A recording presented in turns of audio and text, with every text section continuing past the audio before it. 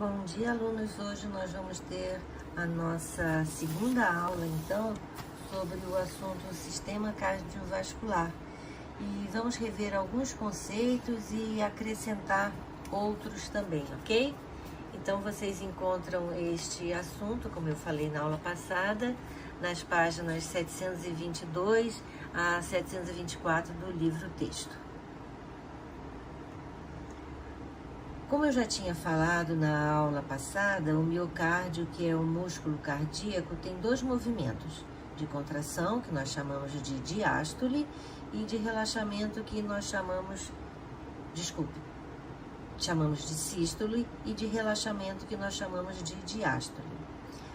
Quando a câmara está relaxada, o sangue entra, e quando a câmara cardíaca está contraída, isso é, em sístole, expulsa o sangue, que vai para outra câmara, passando pelas válvulas, ou vai para alguma artéria pulmonar ou aorta.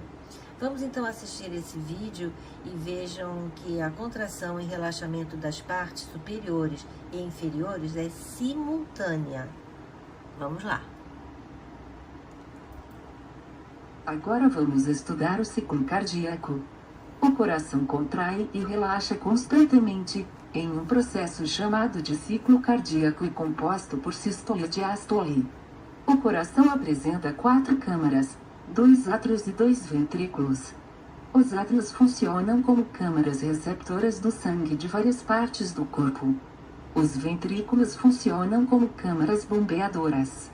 Na metade direita do coração só circula sangue venoso, na esquerda sangue arterial.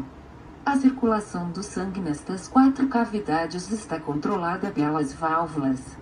As válvulas também servem de meio de comunicação entre os átrios e os ventrículos. A função do átrio e do ventrículo direitos é arrastar o sangue para os pulmões, onde se liberta o dióxido de carbono e se fornece de oxigênio. Por outro lado, o átrio e o ventrículo esquerdos têm o trabalho de arrastar o sangue enriquecido de oxigênio para todas as partes do corpo. Eu adorei esse vídeo, achei muito legal. Agora vamos ver o que acontece quando auscultamos o nosso coração. Isso mesmo, auscultar significa ouvir os barulhos, os batimentos cardíacos. Nós ouvimos 2 sons. Tum, que é um som mais grave e é causado pelo fechamento das válvulas atrioventricular, isto é, a tricúspide do lado direito e a mitral do lado esquerdo. E o tá, que é mais curto, mais agudo e é causado pelo fechamento das válvulas semilunares, pulmonares e aorta. Vamos assistir esse videozinho bem legal que representa esse fenômeno. Eu também achei lindinho esse vídeo.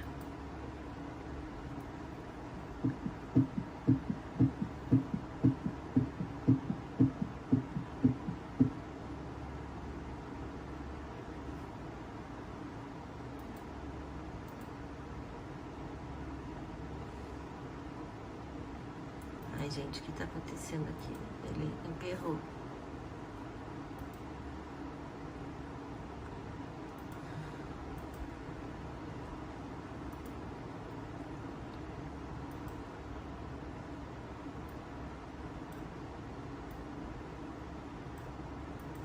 Vamos ver, vamos começar de novo. Vamos ver se ele desemperra. Coisas que acontecem, né? Gente, não tá andando. Vamos ver se eu consigo andar. E se ele vai. Vai não. Oh, que pena. Poxa vida, o que será que tá acontecendo? Bem, não deu pra gente assistir, então vamos passar para o outro slide. E o que é a tão falada frequência cardíaca? É o número de vezes que o coração se contrai por unidade de tempo.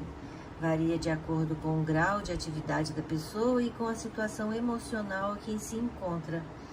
Em média, a frequência cardíaca oscila em torno de 70 a 80 batimentos por minuto. Durante o sono, claro, o coração pode bater entre 35 e 50 vezes por minuto. Durante um exercício físico intenso, a frequência cardíaca também pode ultrapassar a 180 batimentos por minuto. O aumento da frequência cardíaca faz o sangue circular mais rapidamente pelo corpo. Com isso, todos os órgãos, inclusive os músculos, recebem maior quantidade de nutrientes e gás oxigênio, o que permite suportar uma atividade metabólica elevada. A frequência dos batimentos cardíacos é controlada por uma região especial no coração, denominada marca-passo, também chamado de nó sinoatrial, que é um aglomerado de células musculares especializadas, localizadas perto da junção entre o átrio direito e a veia cava superior. A cada segundo, aproximadamente, as células do marca-passo emitem um sinal elétrico que se propaga diretamente para a musculatura dos átrios, provocando assim a sua contração, isso é, a sua sístole. Outra região especializada do coração é chamada de nó atrioventricular, e ela distribui o sinal gerado pelo marca-passo e estimula a musculatura dos ventrículos a entrar em sístole. A frequência cardíaca de uma pessoa varia ao longo de um mesmo dia, em virtude de diversos fatores, como alimentação, o sono, medicamentos, atividade física ou mental, expectativa e até por crises de ansiedade. Também varia com a idade, por exemplo, até os 2 anos de idade, a frequência é de 120 a 140 batimentos por minuto. Entre 8 e 17 anos, deve-se ter 80 a 100 batimentos por minuto. Um adulto sedentário, por exemplo, deve ter de 70 a 80 batimentos por minuto, e um idoso que faz atividade física e idosos devem ter de 50 a 60 batimentos por minuto. Além dos exercícios físicos, problemas como anemia, hipertiroidismo, febre e até mesmo o uso de alguns medicamentos podem aumentar a frequência cardíaca. Fora isso, o uso de bebidas alcoólicas, o cigarro e o estresse e uma forte emoção também pode acelerar o coração. Segundo os cardiologistas, quando os batimentos estão em 100 batidas por minuto em repouso, eles estão altos, e abaixo de 40 em repouso são considerados muito baixos. No entanto, pessoas que praticam atividade física regularmente têm o coração melhor e que conseguem bombear sangue para o corpo todo com menos batimentos. Pessoas que sofrem de síndrome do pânico, por exemplo, podem ter acelerados os seus batimentos cardíacos. Sentir medo em situação de risco é normal, porém, quando esse medo surge sem motivo e está fora do controle, é sinal de que algo está errado. Essas pessoas costumam ter crises em situações simples e cotidianas, e essas crises são repentinas. Essas crises podem ser decorrentes de traumas ou de estresse pelas quais as pessoas passaram. Nesses momentos, o coração dispara, o músculo fica tenso e aumenta com a produção de suor, deixando a pessoa mais ansiosa. A melhor coisa a fazer nesses casos é procurar ajuda médica.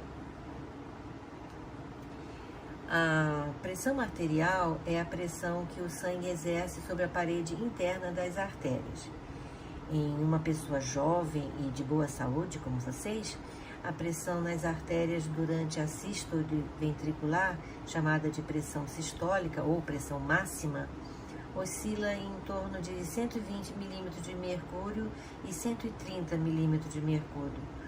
Durante a diástole, a pressão diminui, ficando em torno de 70 a 80 milímetros de mercúrio, e ela é chamada de pressão diastólica ou pressão mínima.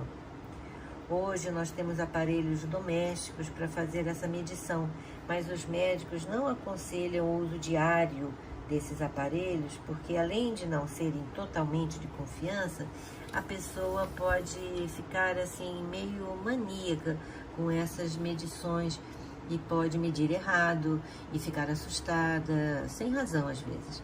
Se você tem alguma dúvida quanto à sua pressão arterial, procure sempre a orientação médica.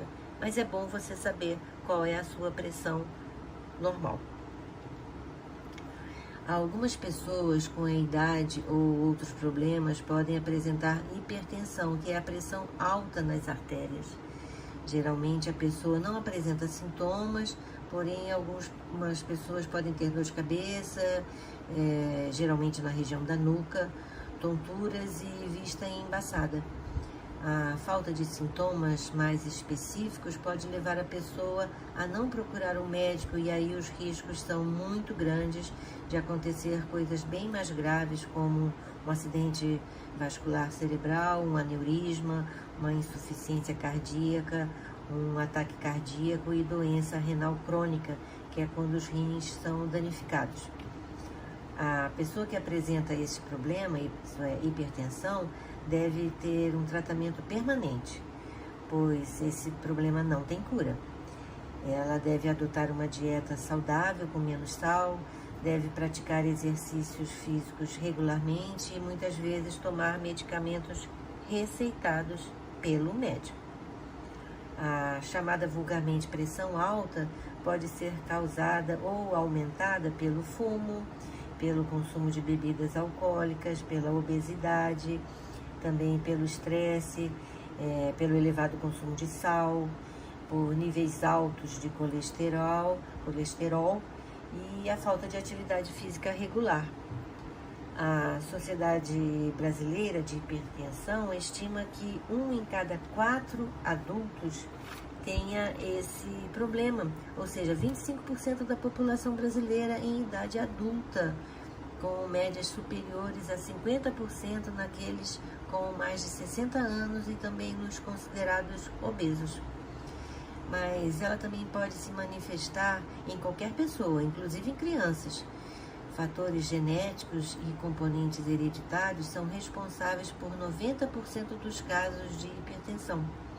Outros aspectos, como o sedentarismo, o cigarro, as bebidas alcoólicas, como eu falei, agravam o quadro de hipertensão. Além disso, com o passar dos anos, nossas veias e artérias envelhecem, perdendo assim a elasticidade e sua capacidade de dilatação, o que facilita o aumento dos casos de pessoas da terceira idade. A demora no diagnóstico e no tratamento colaboram para o aumento dos danos nas veias e nas artérias, que podem entupir ou se romper, provocando até a morte da pessoa. Então, sob qualquer sintoma, procure logo um médico, ok? Um dos sérios problemas que podem decorrer da pressão arterial é o aneurisma, que é uma área inchada e enfraquecida de uma artéria. Costumam acontecer no cérebro, na parte de trás do joelho, no intestino ou também no baço. Pode causar hemorragia interna, acidente vascular cerebral, que é o AVC, e em algumas situações pode até ser fatal. O aneurisma costuma apresentar sintomas somente quando se rompe, e a pessoa pode nascer com esse problema ou adquiri-lo a partir de fatores como a hipertensão não controlada. As chances de sobreviver a um aneurisma variam de acordo com o seu tamanho, sua localização, também a idade da pessoa e o estado geral da pessoa. O AVC pode ser isquêmico, que é quando há obstrução de uma artéria impedindo a passagem de oxigênio para as células cerebrais, que acabam morrendo. E essa obstrução pode acontecer devido a um trombo ou a um êmbolo. Ele representa 85% dos casos. O tratamento geral é feito no hospital, com injeções de remédios que tornam o sangue mais fino e ajudam a eliminar o coágulo que está bloqueando o vaso. O outro tipo de AVC é o AVC hemorrágico, que é quando um vaso sanguíneo se rompe, causando então o vazamento de sangue na região e interrompendo o fluxo sanguíneo propriamente dito. Ele é mais agressivo e mais grave, porém acomete entre 10% e 15% dos pacientes somente. Pode levar a danos menos graves ou até a morte. Os sinais podem ser fraqueza de um lado do corpo, perda da sensibilidade, tontura, dificuldade de falar palavras e entender, e é sempre súbito. As sequelas podem ser passageiras ou permanentes para toda a vida, e para se ter maior sucesso no socorro, deve ser o mais rápido possível.